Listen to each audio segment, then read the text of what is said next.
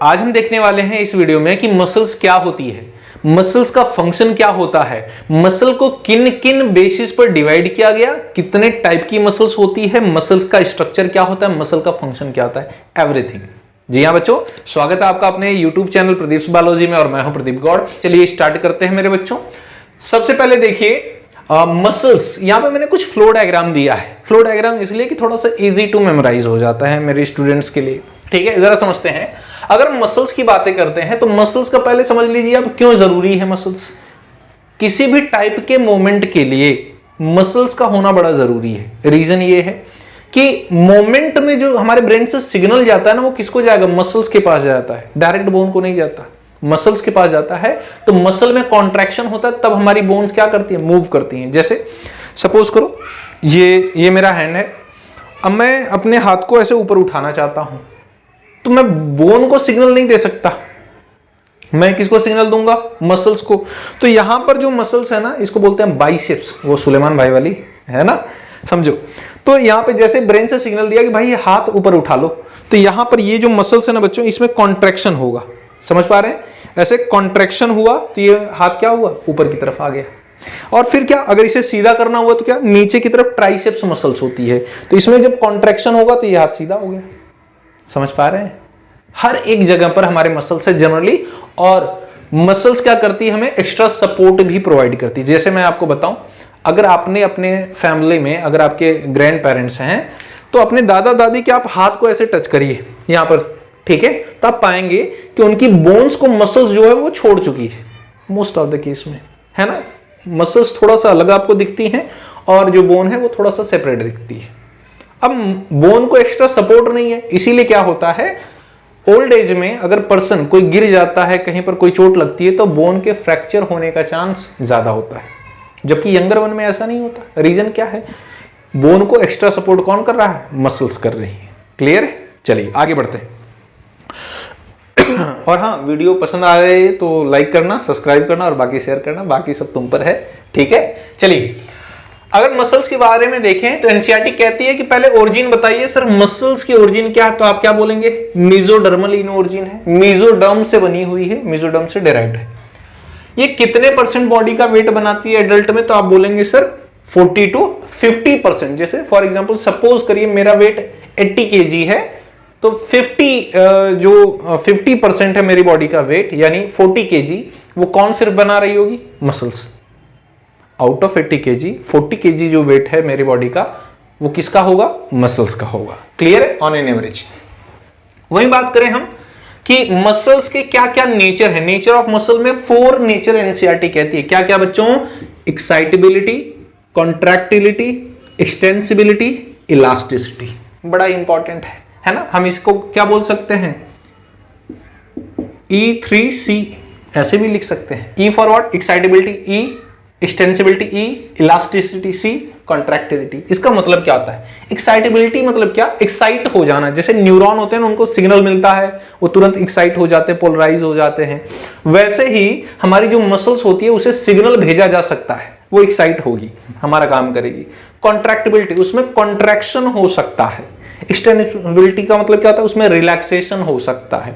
Elasticity मतलब थोड़ा सा स्ट्रेचेबल होगी। क्लियर है, ये सारे फीचर किसके हैं, मसल्स के। क्लियर है बच्चों, आगे बढ़ते हैं। Next, classification of muscles on the basis of. Muscles का क्लासिफिकेशन किन किन चीजों के बेसिस पर किया गया, याद रखिए, आपके पास आपकी एनसीईआरटी होनी चाहिए। क्लियर है, देखिएगा।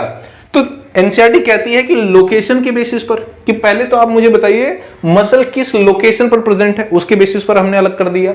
सेकेंड थिंग, अपीयरेंस, दिखाई कैसे देती है वो, है ना, कैसी दिख रही है, उसके बेसिस पर। थर्ड बोला है एक्टिविटी, जी हाँ, किस तरह से उसका रेगुलेशन होता है, वो आपके कंट्रोल में है भी या नहीं है। अगर आपके कंट्रोल में होगी तो कैसी होगी, वॉलेंट्री।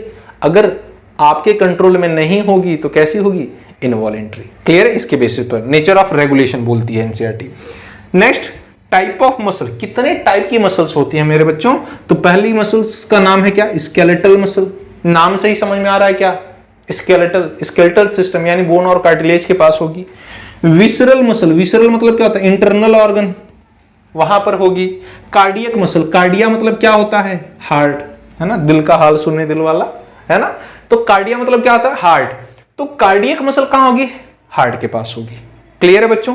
यहां पर अगर हमने क्या कर दिया है, एक आपको फ्लो चार्ट दिया है बड़ा बढ़िया सा, है ना, ये आपने पढ़ लिया, सारी प्रॉब्लम खत्म हो जाएगी आपकी। बड़ा ही इंपॉर्टेंट है, बस आपको ध्यान से देखना है। समझिए यहां पर हमने कुछ कैरेक्टर्स लिख दिए हैं 7, है ना। यहां पर है स्केलेटल मसल, विसरल मसल और कार्डियक मसल। मैं आपको पहले ही बता दूं, स्केलेटल मसल्स को हम और क्या कहते हैं, स्ट्रिएटेड मसल कहते हैं या फिर वॉलेंट्री मसल्स कहते हैं। विसरल मसल को हम स्मूथ मसल्स भी कहते हैं, है ना। और क्या बोलते हैं इसे हम, इनवॉलेंट्री मसल्स कहते हैं। ठीक है। कार्डियक मसल जो है उसे कार्डियक मसल ही कहते हैं, कोई दूसरा नाम नहीं उसका। क्लियर है बच्चों।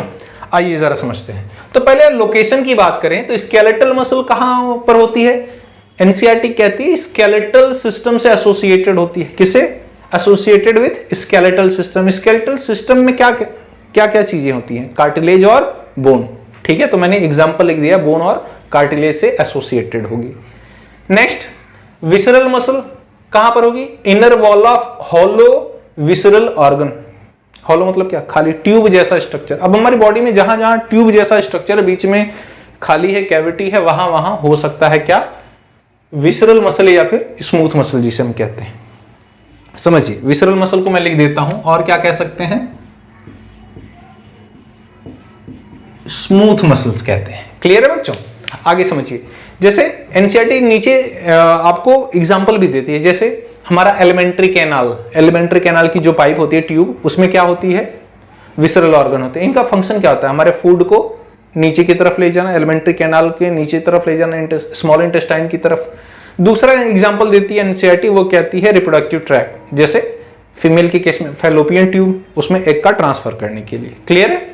वही नेक्स्ट है कार्डियक मसल। कार्डिया मतलब क्या बताया मैंने, हार्ट। तो ये कहां पर प्रेजेंट होगी, in the wall of heart. Clear हुआ।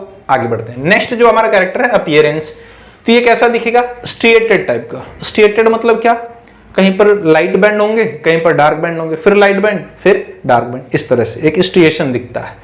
और विसरल या स्मूथ मसल्स कैसे होगी, नॉन स्ट्रिएटेड। नॉन स्ट्रिएटेड के साथ साथ आप ये भी कह सकते हैं कि सर स्मूथ दिखती है ना। कैसे दिखती है बच्चों, स्मूथ दिखती है। ठीक है। और कार्डियक मसल्स कैसे दिखती है, अगेन स्ट्रिएटेड। जी हाँ, याद रखिएगा, कार्डियक मसल थोड़ा सा ना खिचड़ी टाइप का है, मतलब दिखता किसकी तरह है, स्केलेटल मसल की तरह। काम किसकी तरह करेगा, स्मूथ मसल की तरह। क्लियर है। इस चीज को याद रखना बच्चों, दिखेगा किसकी तरह, कार्डियक मसल स्केलेटल मसल की तरह, बट काम किसकी तरह करेगा, विसरल मसल की तरह। ठीक है। आगे देखिए, एक्टिविटी में देख लीजिए आप, स्केलेटल मसल कैसी होती है, वॉलेंट्री होती है, that's why called voluntary muscles. Visceral या स्मूथ मसल्स कैसी होती है, इनवॉलेंट्री, इसीलिए हम इसे क्या बोलते हैं, इनवॉलेंट्री मसल्स। और कार्डियक मसल्स कैसी होती है बताइए, इनवॉलेंट्री। समझ पा रहे हैं क्या। तो देखिए आप, अपीयरेंस कैसा है, अपीयरेंस कैसा है, स्केलेटल की तरह, बट फंक्शन कैसा है, स्मूथ की तरह। ये चीजें ध्यान दीजिएगा, बड़ी इंपॉर्टेंट, क्वेश्चन पूछे गए नीट में। आगे बढ़ते हैं। ब्रांचिंग किसमें होती है सर, तो स्केलेटल मसल और स्मूथ मसल अनब्रांच होती है, वाइल जो कार्डियक मसल होती है वो कैसी होती है, ब्रांच होती है। ठीक है, ब्रांचिंग पैटर्न होता है उसमें। न्यूक्लियस की अगर बात करें तो स्केलेटल मसल कैसी होगी बच्चों, मल्टी न्यूक्लिएटेड। एनसीईआरटी कहती है सिंसिटियम, सिंसिटियम मतलब क्या, more than one nuclei present होते हैं। ठीक है। तो स्केलेटल मसल कैसी होगी, मल्टी न्यूक्लिएटेड होगी, एक ही सेल में एक से ज्यादा न्यूक्लियस होंगे। वाइल जो विसरल या स्मूथ मसल्स होती है वो यूनी न्यूक्लिएटेड होती है। यूनी मतलब क्या, वन, न्यूक्लिएटेड मतलब क्या, न्यूक्लियस, हर एक सेल में सिर्फ एक न्यूक्लियस होगा। वहीं अगर बात करें कार्डियक मसल की, तो कार्डियक मसल भी कैसी होगी, यूनी न्यूक्लिएटेड। क्लियर है। नेक्स्ट इंटरकैलेटेड डिस्क, ये बड़ा इंपॉर्टेंट है, काफी टाइम पूछा गया क्वेश्चन, मेनी टाइम पूछा गया क्वेश्चन, रिपीटेड होता है। कार्डियक जो इंटरकैलेटेड डिस्क होगी वो एब्सेंट होती है किसमें, स्केलेटल मसल में। एब्सेंट होगी किसमें, स्मूथ मसल में। सिर्फ किसमें प्रेजेंट होगी, कार्डियक मसल में। एनिमल टिश्यू आपने पढ़ा है, वहां पर भी है ना। स्पेशल फीचर होता है कार्डियक मसल का कि उसमें क्या प्रेजेंट होती है, इंटरकैलेटेड डिस्क। जी हाँ बच्चों, याद रखिएगा। नेक्स्ट, शेप कैसा होता है, सिलिंड्रिकल शेप होता है किसका, स्केलेटल मसल का। स्मूथ मसल का कैसा, फ्यूजिफॉर्म, एंड कार्डियक मसल का कैसा, सिलिंड्रिकल।